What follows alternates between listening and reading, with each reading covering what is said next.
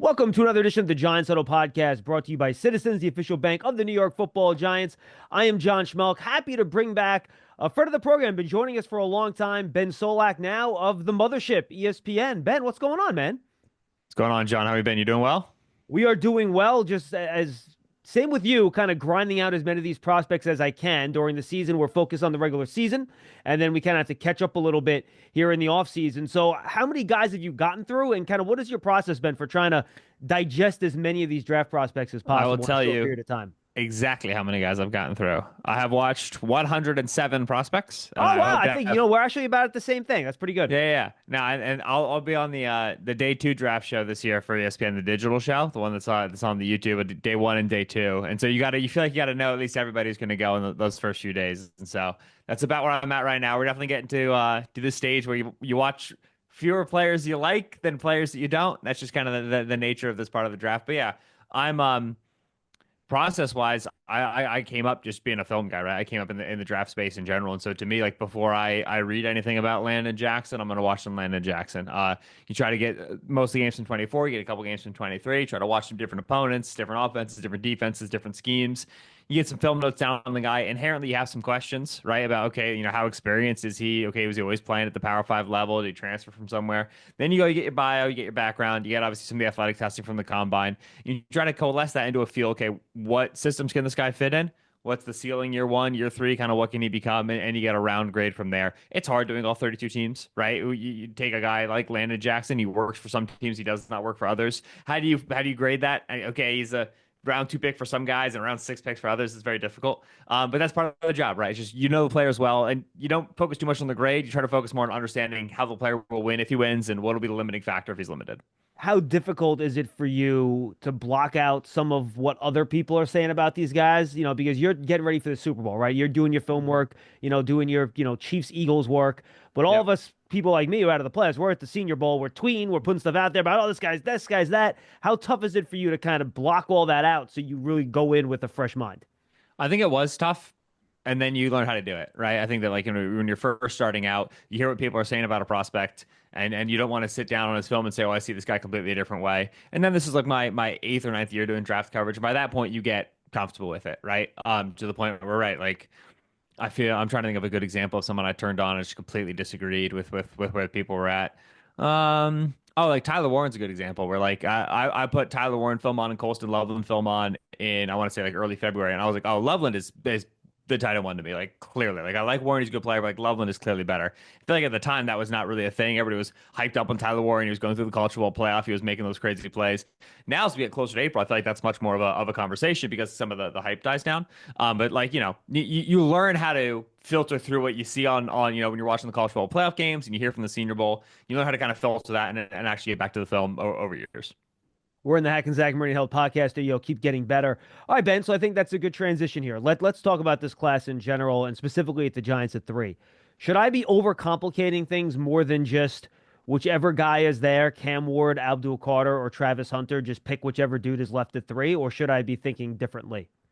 I think that is the correct approach. I think that's the way I would hope the Giants would take it. I think even in the worlds where it's Abdul Carter and you already have Brian Burns and Kayvon Thibodeau, it's a great problem to have those three players. I don't think that I think that Thibodeau's had his moments. I don't think he's had enough to keep you from drafting a guy like Abdul Carter and figuring out the rotation between those players. And so to me, that's how it should be. I'll be interested to see if that's what it actually ends up being because of the quarterback draw, right? Always when you have a Russell Wilson, you have a Jameis Winston, you got those veteran contracts in place. But a rookie quarterback and a good rookie quarterback can save a franchise, can enliven a franchise in a way that we saw from Washington last season. And that's always a temptation when you're a team like the Giants who haven't been to the playoffs in quite some time and have been struggling in the playoffs when they make it there. Moving on from Daniel Jones, what if we go and we get that Shedeur Sanders? He's a firebrand, he's a franchise saver, and now all of a sudden our team prognostication is totally different. So that might be a big enough temptation to affect the logic there at three. But to me, yeah, I'd be very happy staying at three and taking one of those three guys. So then how should they approach the quarterback? Where do you see Shador in relation to the other guys in the class? Who are your day two quarterbacks that you think are worth taking a shot on based on guys that maybe could develop into Mhm. something? How would you approach the quarterback draft when it comes to the Giants if you were in Joe Shane's shoes?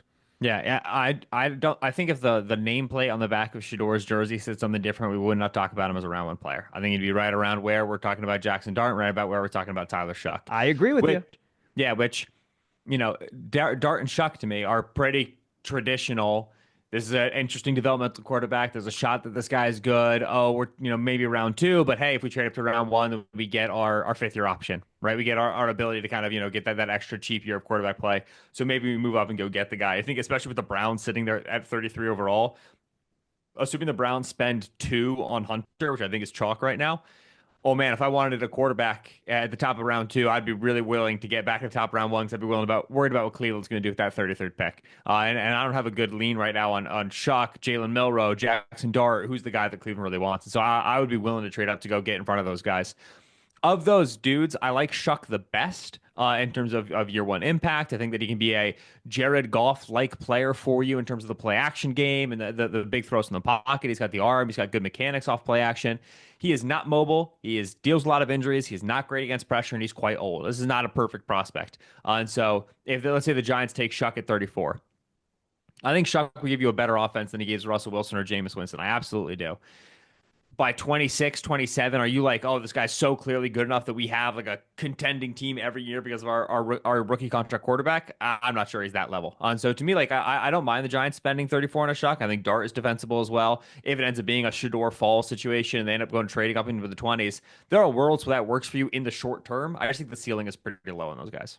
All right, well, the one guy I think where the ceiling is not low, but the floor can drop out on you a little bit is Jalen Milroe. You mentioned him in that conversation, where if you just evaluate him as a passer, he's a day 3 pick, but the athleticism, the arm strength, all that stuff, Ben, when are you willing to pull the trigger on a guy like Milroe, knowing at least with Russell Wilson in the building, he does not have to play this year as your traditional quarterback. You could create packages for him, which kind of gets me excited because he's a 4'4", 220-pound athlete, which is, you can use him in fun ways. When would you be willing to pull the trigger on Milroe? Yeah.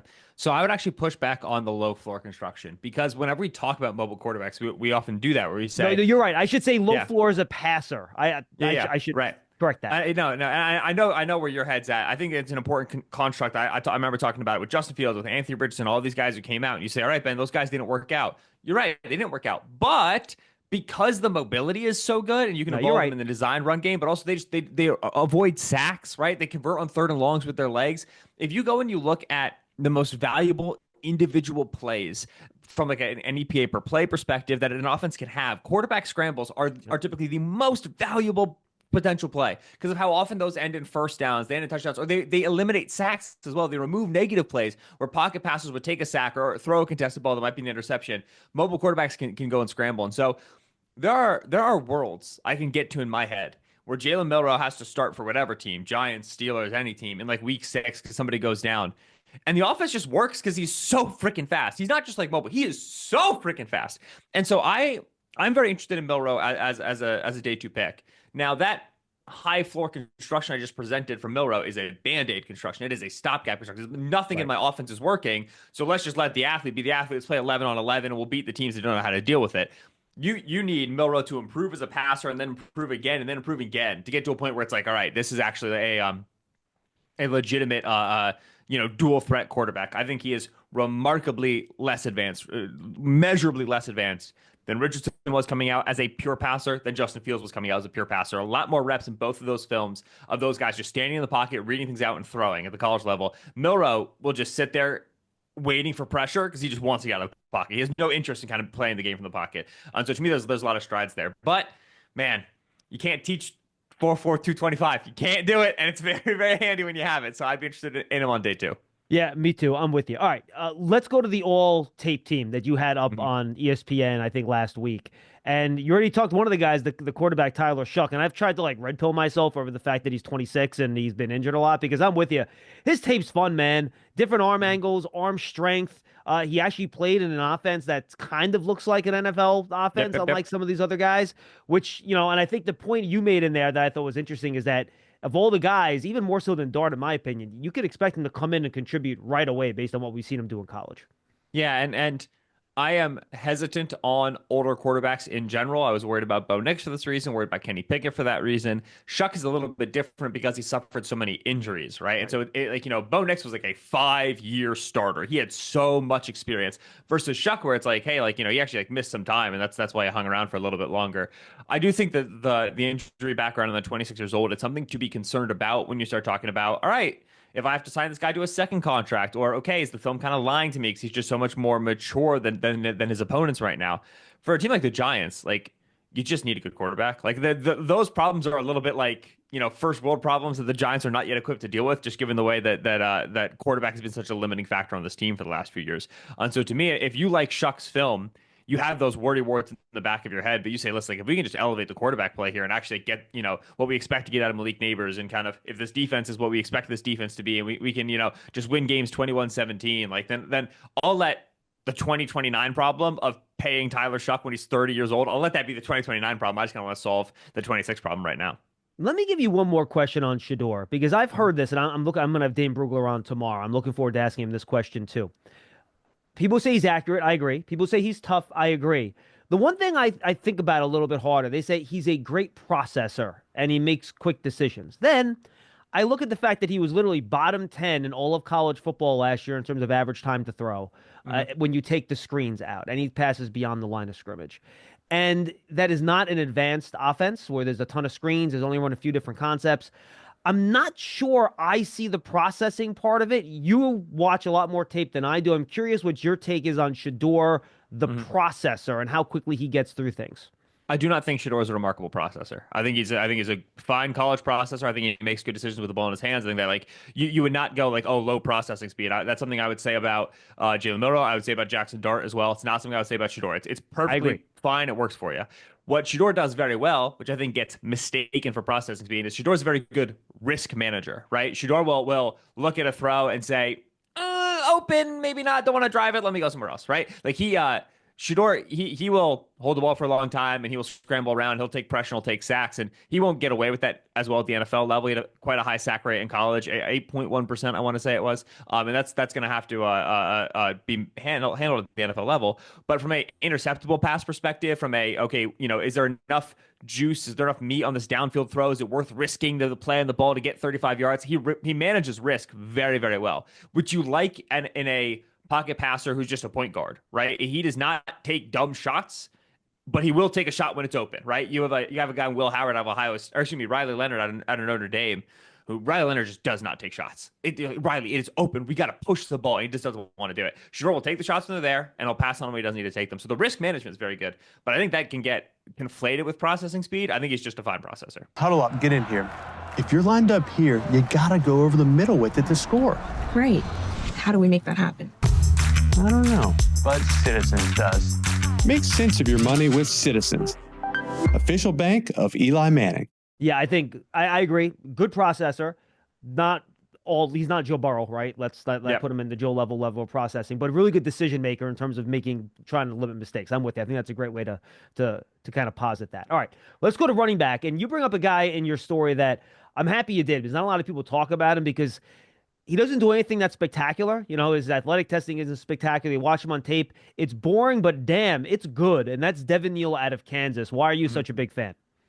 Yeah, I like backs who do what they're told. I like backs who behave, right? A lot of these college backs fancy themselves, a cross between Larry Johnson and Saquon Barkley. And she's like, man, Devin Neal gets exactly what's blocked. He will get more than what's blocked because he's good behind the line of scrimmage. He will set up double teams. He'll be patient when he needs to be patient, fast when he needs to be fast.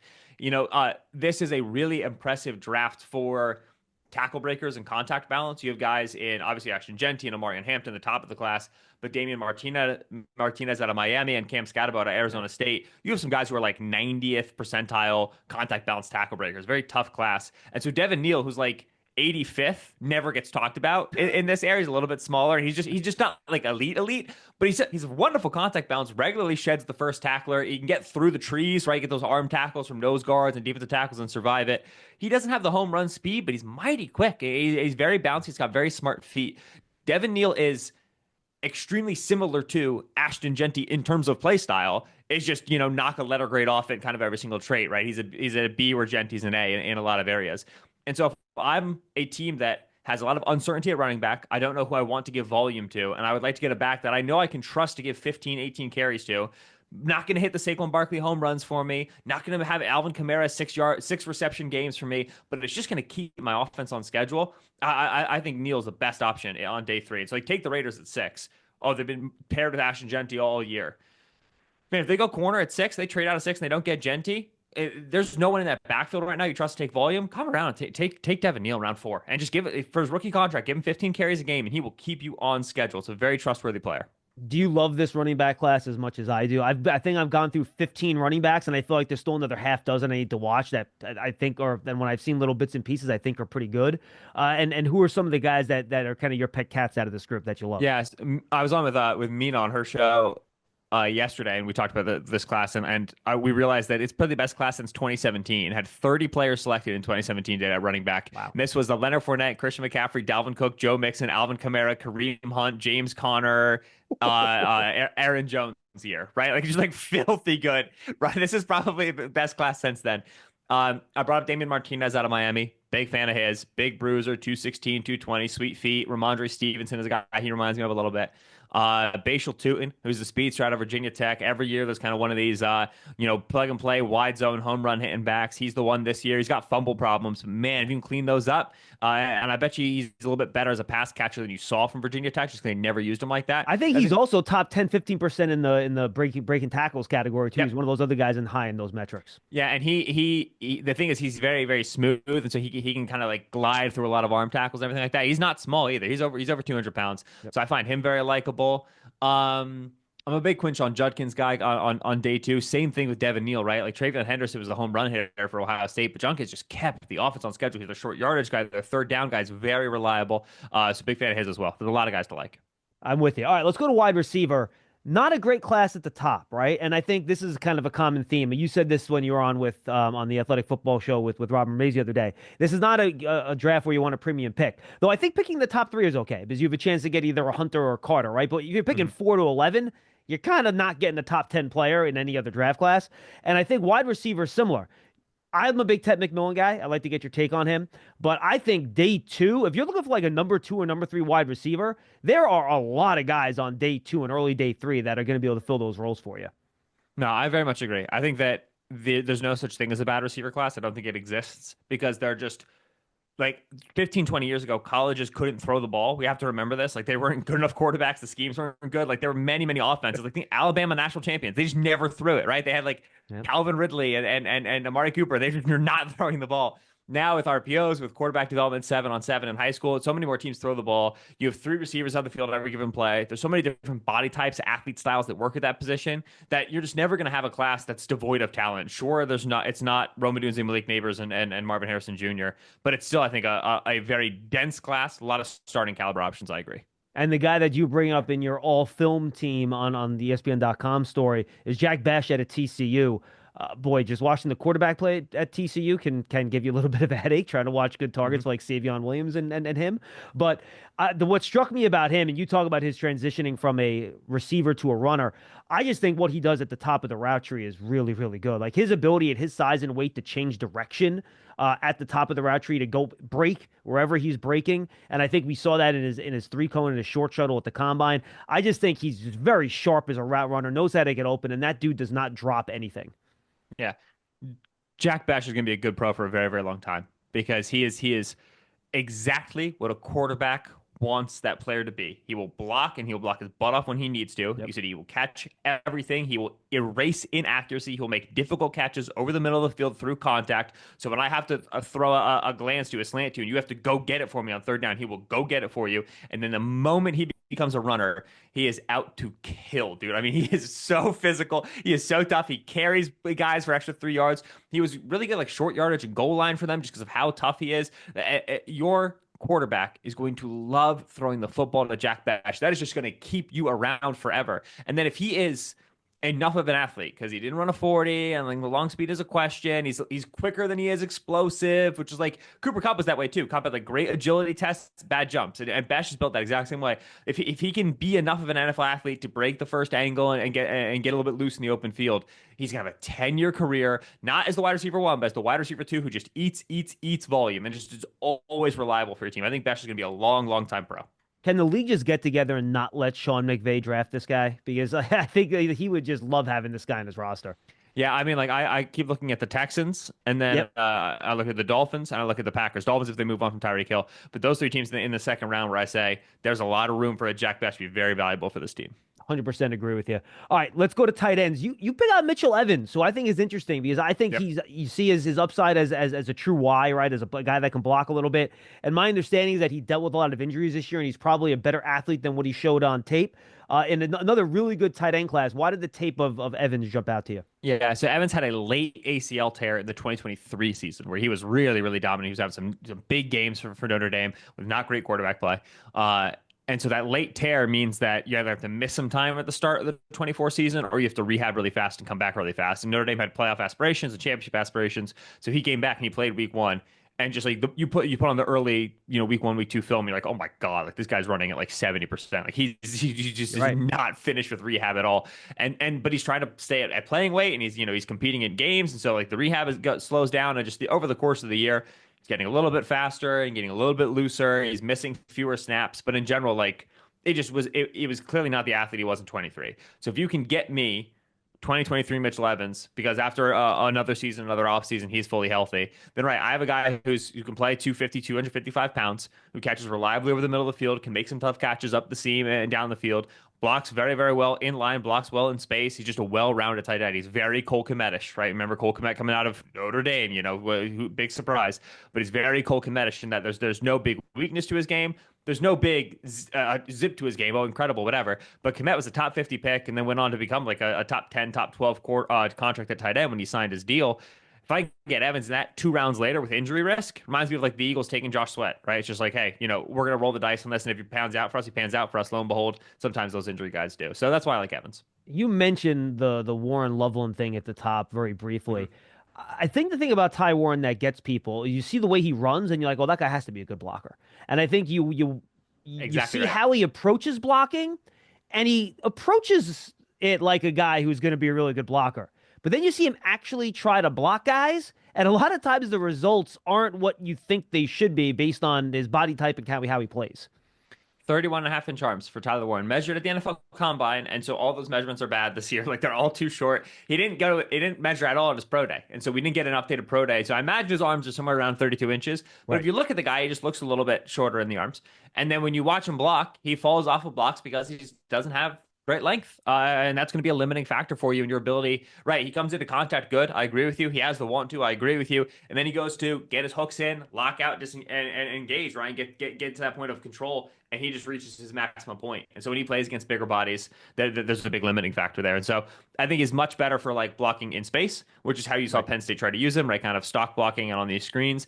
And I think even though he's got that tough guy moniker and he has 255 pounds, and the NFL is going to be a move tight end because he's so good after the catch with the ball in his hands. So you're going to see him used that way, kind of more so a guy who's detached from the line of scrimmage, which is a totally fine, acceptable usage. You can draft the guy in the first round, but it's worth noting, like for some teams, what they want from their tight end, Warren has pretty dramatic limiting factors that Loveland doesn't. So that's where I landed on the guys.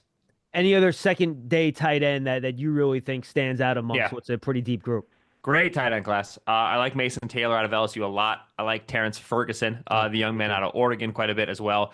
Gunnar Helm out of Texas is the guy that I think has the best like kind of blocking upside. He has a lot of want to. He has a lot of know-how. Texas would leave him isolated against edges, and he would fight, man. He would get a sustained 2.5 seconds before he lost, which is very impressive for a college tight end. He has some technique problems, right? He waist bends, he leans on guys, and so he can get snatched. If you can clean that up, like this is like I remember how good Dallas Goedert got blocking at tight end over the coming out of South Dakota State. He became a real impactful player for the Eagles again over his time there. To me, Gunnar Helm is that guy who, if you're talking to me like about like a 3-down tight end who really leaves out, Gunnar Helm is my guy, but Ferguson and Taylor as well, all three of them. It's a very likable tight end class. I'm with you 100%. All right, let's go to the offensive line here. Willie Lampkin. I'm going to call him Little Willie Lampkin, even though he's not really little compared to us. But for other offensive linemen, he's little. And he was really good at the Senior Bowl. He's a guy that maybe the measurables don't fit, but man, you're right. His tape is great. Yeah, he's 5'11", which is just he's like 5'11", probably played like 275. It's just, it is a completely unacceptable NFL size. But what if it wasn't? What if it isn't? Right? What if he's the exception that proves the rule? In his time at Coastal Carolina, he played a tackle, he played a guard, he played a center. He goes to UNC, he plays a guard. He's going to have to be a center at the NFL level. But we have a guy with positional versatility. We have a guy who is already at the college level a disproportionately good pass blocker for his size. Right? He has that natural leverage. He fights to a lot of neutrals. He can drop the anchor relatively well. And so if you're talking to me about a late day 3 pick or UDFA, because that's what he's going to be, yeah, I'll give him a shot to come in and be my second center from a zone team, see if it works. And if it doesn't, I'll Patrick Ricard him. I'll find 6 offensive line packages, which are increasingly becoming common in the NFL, where I can, attach him to line of scrimmage, send him in motion, put him in the backfield, and kind of use him as a supersized fullback. So he is a interesting player. I think the size does preclude him from like having legitimate NFL success, but it should have precluded him from having legitimate ACC success, and he won the award for the best offensive lineman in the conference. So who knows, man? Give him a shot. No, I'm with you. And this offensive line class in general, I would love for the Giants to draft an offensive tackle here and starting in round 2. Can't find one. I gotta be honest with you. Maybe Ariante Ursary from Minnesota maybe is my only day 2 offensive tackle. All these other offensive tackles to me are moving into guard. So if you want to find a guard, that I think you could find one on day 2, but I don't think you're finding many tackles here, man. Did you watch the William and Mary kid, Charles Grant? I have not watched Charles Grant yet. No. Watch you some Charles Grant and then get back to me on all these tackles have to become guards, because I think he can stay and he can hang. Okay. Yeah, that's the one guy I've not watched it. I've heard good things. There's not a lot of film out there on him, but you can find a couple games, and yeah, it's. I expect him to go round 2, and I expect him to be the developmental tackle of choice. Because I agree, it's him and then Boston College, Ozzie Trapillo is the other guy. Yep. Yeah, who gets talked about as staying at tackle. I think Trapillo's fine. More round 3 for me. Grant is the one I'd be interested in round 2. Yeah, I agree. I watched Trapillo at the Senior Bowl, and he started rough first day, but he ended up doing much better the next couple of days. Yeah. Really nice size for him over there. I think he's more of a right tackle than a left tackle too. Agreed. With the way he plays. If you want to know how to manage 2 minutes of crunch time football, I'm your man. But if you're wondering about a long-term financial plan, you should talk to Citizens. Hey, I can also talk lawn care. I'd like to learn about a mowing routine. Yes, I knew I could help. Make sense of your money with Citizens. Giants Huddle podcast is brought to you by Citizens, the official bank of the Giants. From game day celebrations to your everyday financial needs, Big Blue fans can get the most out of every moment with Citizens. Learn more at citizensbank.com/Giants. All right, we're joined by Ben Solak from ESPN. All right, Ben, let's go to the defensive side of the ball. I've had Giant fans yell at me for trying to give them Tyleik Williams at pick 34 overall because he doesn't rush the passer. And I said, guys, this might be the safest player in the draft because he is just a dominant run stuffer. And if I wind up with like a Dalvin Tomlinson plus with my 34th overall pick, what's wrong with that? Yeah. And that's I think that's about what you're getting as a Dalvin Tomlinson plus. I think he also can be a better pass rusher in the NFL than he was in college. If you watch those Ohio State, that entire defensive line, Jack Sawyer, JT Tuimoloau, it's very clear that the coaching point was play the run, play the run, play the run, play the run. And then if we get past, yeah, you can go kind of collapse and suffocate the pocket. But they were not attempting to be a high sack, high pressure rate, upfield penetrate team. Everybody along that line was control your gaps, control your space, we'll solve problems on the back end. And so Williams has every physical trait of a guy who can be like a 4 or 5 sack player from defensive tackle. That's typically pretty good. Giants fans are spoiled with Dexter Lawrence, who's the best pass rushing nose tackle the world has ever seen. But he has that ceiling. That's a fine ceiling. So I agree. I like him as an early round 2 pick. I think he's worth that. For the Giants, when you have Lawrence in place, I would want to prioritize pass rush over run stuffing at the defensive line. But if they were to make the pick, I'd be very quickly like, oh, heck yeah. Let's just never get run on again. It's a fun duo for sure. Yeah, which they've had trouble stopping for the last 3 or 4 years. It's been bad. So I guess what I like about this defensive tackle class, Ben, it is also deep. And I think you do have a number of guys that can play both roles, right? Your upfield 3 technique, whether it's the Sanders kid out of South Carolina, you could talk about Omar Norman Lott, guys like that. And then you have your run stuffers. We talked about Tyleik Williams. You could talk about Caldwell, guys like that. So you would prioritize pass rush first. Who are maybe some of the guys you like a little bit later? Maybe one run stuffer and one guy that can get a field a little bit. I like Darius Alexander out of Toledo for your pass rush. And I think that he's a late bloomer and he's an older prospect. So, okay, you walk in a little bit concerned and then you see what the background was and kind of how he came to Toledo. And they've talked a lot about, hey, like when he was first here and like the first couple of years, he shouldn't have his head screwed on straight. Like he did not take this as seriously as maybe he'd want him to. And then the light bulb started to go on of what he was capable of. And you say, okay, I now understand why this guy has had the arc that he does. It's a little bit more explicable to me. And so I like Alexander as your upfield guy. And then you said another more of a run stuffing guy. Yeah. Bratman out of Texas. I think Alfred Collins gets a little bit more of the hype and the push, but Bratman's everything you want for a rotational defensive lineman. He's a B-, C+ player everywhere, gives a high effort. He's got a lot of pop in his hands. So he's more like a round 3, round 4 guy that I would take. All right, let's go to Ashton Gillott. He's your tape guy at defensive end. He's somebody that on our draft season podcast with Tony Pauline, we talked a lot about heading into last year's draft. We thought he was going to come out being a very productive player in 2023. And I'm having trouble finding a position for him because he's kind of really oddly shaped. He doesn't look like a defensive end, but he's too small to be a defensive tackle. I know you complained in your write-up, and you're right. He played that kind of inside rush position where it's impossible to get to the quarterback. See Michael Williams. Your thoughts on Jalot, where he will fit in the National Football League, wherever he gets drafted? Yeah, so I think Jalot is a, you know, break glass in case of emergency player. He's like a detonation player, like demo. You just want to strap a stick of dynamite to his back and throw him into a backfield.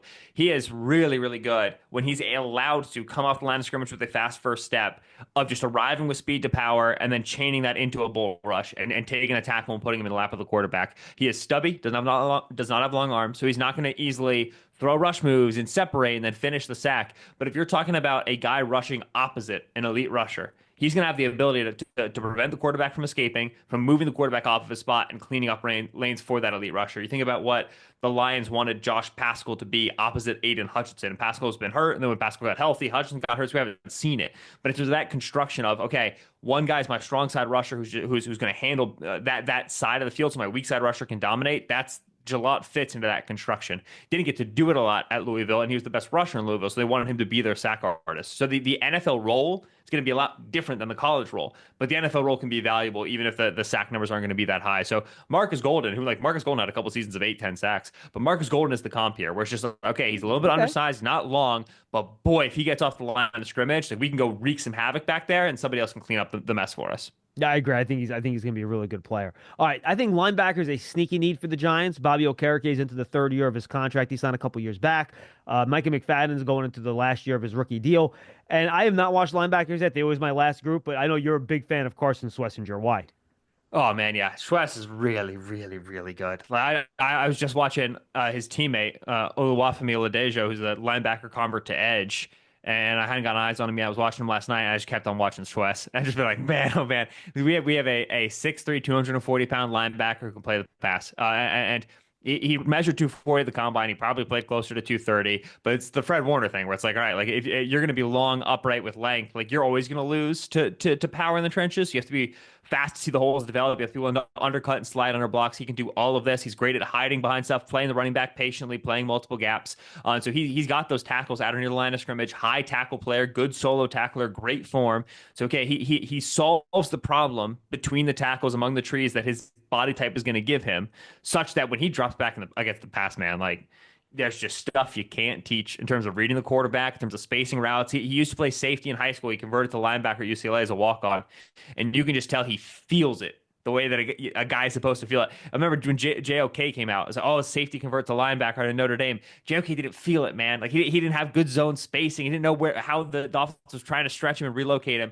Schlesinger just he couldn't explain it if you asked it to him, but he just knows where it's coming. This is a highly impactful pass defender from the middle of the field. If you play a split field defense, this is exactly the sort of the player that you want to be able to put there and solve problems for you. I think he should go late round one. He's taking some meetings like Ravens, some of these late round one teams. But top 40, top 45, I'd expect for sure. You're gonna see him go. You're gonna see him be an impactful starter in year one. I love the fact he was a walk-on, had to fight his way onto the roster, all that stuff. Only a one-year starter. And it wasn't even supposed to be the starter coming into the year. And then they put him out there, and he had like 11 tackles. And they're like, all right, shoot, leave him. And I think, wasn't he one of the reasons they moved Oladejo over to edge, too, so they could play him inside?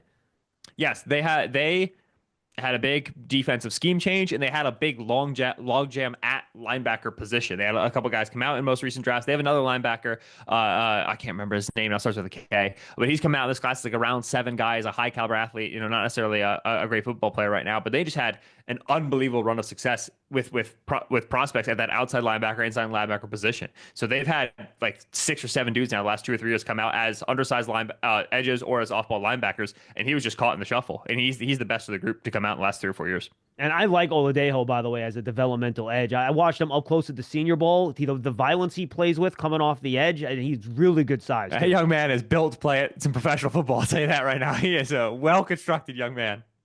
Yeah, he is, absolutely. Just imagine watching him like right up close, running those edge plays. It was a lot of fun. All right, let's go to your 2 defensive backs now. I don't think the Giants will be huge into defensive backs because of all the draft capital and then free agent money they used on those 2 positions over the last 2 years. But Azariah Thomas, I'm with you. I think he has to be in a press system. Though you don't want him playing off in space. I think that's a recipe for trouble. And then you're a big Andrew Makuba fan. Yep. This is a great great draft for corners at the top of round two. Azaria Thomas being one of those players. I tend to like guys who I think can eliminate routes early in the down, first 1 second, 1.5, 2 seconds, because that's what lets my pass rush get home. And you have a guy in Thomas who absolutely, like, you put him up against Justin Jefferson for 4 quarters, he's going to lose a couple, no question about it. But he also has the ability to win on 3rd and 5 by just suffocating the route. And that is not a common trait, even among some of the corners who go in the first round. So if I can go get that at 40 because people are worried about the 40-yard dash time, I'm fine with that, because I'm not going to try to play a sort of defense where he's running on 40-yard straight lines all the time anyway. And so Thomas is scheme specific, and he has a little bit of risk, but he has cardinal traits that you don't always find. And if you take a swing on those guys in round 2 and give them starting opportunities, see if they can figure it out, then that's very desirable to me. So like Thomas, Makuba, man, if Makuba was just like 6'1.5" and like 205 pounds, he'd be like a round 1 safety, but he is small and he is very thin. And so you worry about a high physicality play style leading to an injury riddled career. But holy smokes, like, he will come off the roof, free safety, 18 yards back. He will come off the roof and make a tackle at the line of scrimmage on a back. Like, the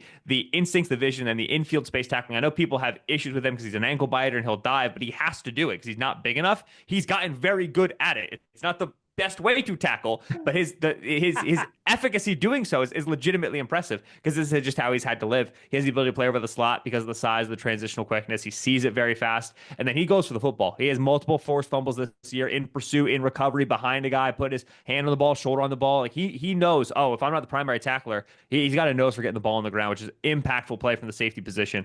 So to me, I expect him round 2 just because of the size constraints. But if he succeeds the NFL with his build, he's going to be a plus starter, pushing for Pro Bowls, because he's got everything you need. Who's the tiny guy that came out a couple years ago, ended up going in, I think, into the Ravens starting line? Darius Washington. Yep. Who he had to play and start this year. And Washington's even smaller than Thomas. Washington's my size. It's smaller than Makuba. And so that he had to play this year for them when they had the transitions at safety, and he is actually a pretty useful player for them. Yeah, the guy he plays very much like Chauncey Gardner-Johnson. He can do things that Chauncey can do in terms of the instincts, the tackles, that line of scrimmage, covering the slot. Chauncey plays probably a little bit south of 200. Makuba plays like 180, 185, and so it's just the weight, the lack of density that you're worried about. All right, final question, and I like to ask this to you every time we chat because you watch as much of more tape than anyone. What are some of the trends in the NFL that you've noticed as the 2024 season went along that you think are predictive to next year, and that teams and decision makers and team builders should be keeping in mind as they try to build out their rosters? That's a good question. I think that I talked about 6 offensive line becoming a little bit more of a valuable thing. You're just increasingly seeing teams, and this is a big renaissance year for running the football. Okay, Eagles, Ravens, Lions, Bills, and a lot of the talk was, Saquon Barkley and Josh Jacobs and Derrick Henry and the veteran running back. The other thing is just having the 6th person you can get involved in the running game. This was the thing about Kyle Juszczyk in the Niners that was so valuable in the late 2010s. Just that having that 6th body be actually impactful, not something that you cheese, not like an average tight end, but like a legitimate guy here. For the Bills, they bring in Alec Anderson, 6 offensive linemen, played tight end. The Ravens, obviously Patrick Ricard. For the Eagles is Dallas Goedert, one of the best run blocking tight ends that you can find in football. Obviously, they have Jalen Hurts as well to make the math better. And so the unsexy blocking tight end is never going to start being picked in round 2 again. Like, that ain't going to happen. But I'm telling you, it is an important role to have on your offense if you want to be able to run the ball, control the clock, and control game script the way that these teams do. So that stands out to me. The other thing that stands out to me is we've gotten so good at moving receivers around and hiding receivers, right? Like, it just at this point, you can get just about anybody open that you want by sending them in motion and snapping the ball with them running around, right? Like, Tutu Atwell got $10 million from the Rams this year. Hasn't had a career like a season of more than 600 receiving yards, but they send him flying around. They send him, long speed and whatever, and he stresses out the defense for you. So I remember back when I started doing draft coverage, man, 2017, 2018, absolute first thing I would write down. I watched the receiver. Is how does he get off press coverage, right? Okay, when he is pressed up on the line of scrimmage, how does this guy behave? Because if he can't solve that problem, there's only so many places I can play him. Now I'll like forget to write it on a guy like Luther, like Luther Bird in the 3rd Missouri didn't see one rep of press coverage in his life, and whenever he goes to the NFL, he's not going to. The smart team is not going to put him in a spot where he can get pressed. And so that's a because of how good offense has gotten at moving guys around. That is a skill that is diminished in value. If you can do it, sick, right? Because now I don't have to worry about scheming you up. I can go scheme somebody else up. But man, like a guy like a Bird and a guy like Matthew Golden out of Texas, you just don't see press coverage reps on their film, and that used to be a problem, and now the NFL is like, no, we don't care. We can solve that problem for them. No issue. All right, Ben, I talked about your all-film story that's up there on ESPN. Anything else you have coming out that fans to kind of keep their eye on?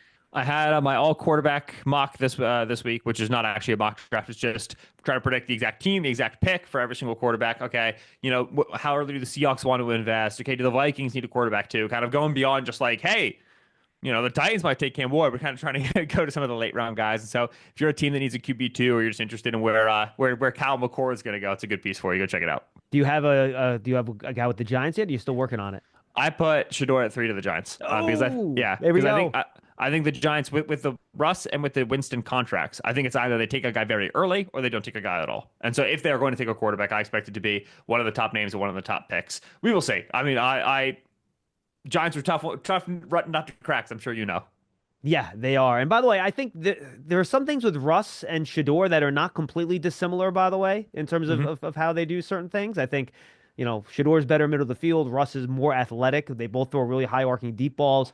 I think they both hold the ball maybe a little bit more than they should. So I do think there are some things with those two guys that are a little similar. Ben Solak, ESPN. Appreciate the time, my friend. This is always fun catching up with you. Enjoy the next 2 weeks as we grind out the rest of these draft prospects.